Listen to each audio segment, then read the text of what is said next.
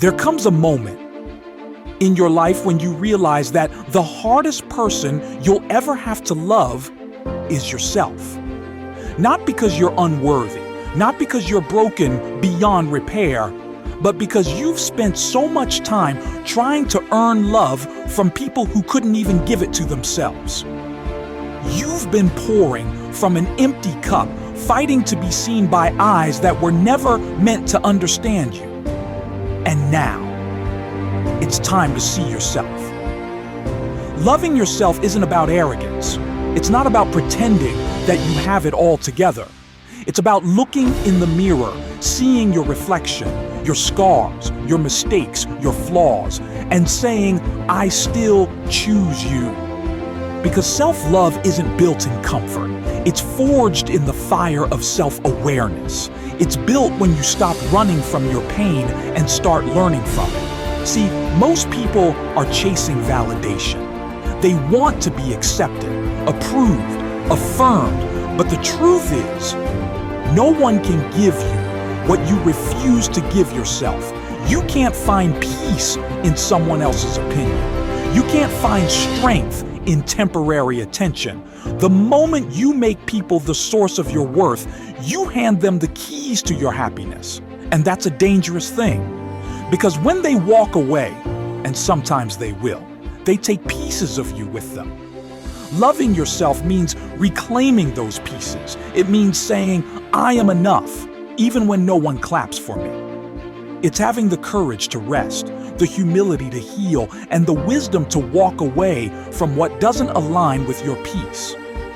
When you truly love yourself, you no longer settle for chaos disguised as love or validation disguised as friendship.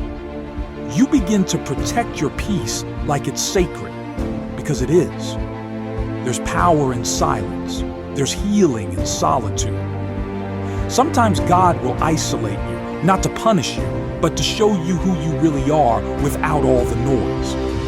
In that quiet space, you'll realize that your value was never tied to what you do, but to who you are. You are not your mistakes. You are not your failures. You are the lesson, the strength, the resilience that came from surviving them. The world will try to make you believe that love must be earned through success, perfection, or constant performance. But real love begins with acceptance. When you can love yourself through the storm, through the seasons of uncertainty, through the nights when you don't feel enough, that's when you discover freedom. You see, loving yourself isn't a one-time decision. It's a daily practice. It's waking up every morning and choosing to honor your soul, to speak kindly to your mind, to forgive your heart for trusting the wrong people, and to keep showing up even when it's hard. And maybe today, that's what you need to hear.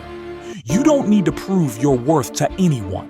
You don't need to chase what's already meant for you. You don't need to be perfect to be loved.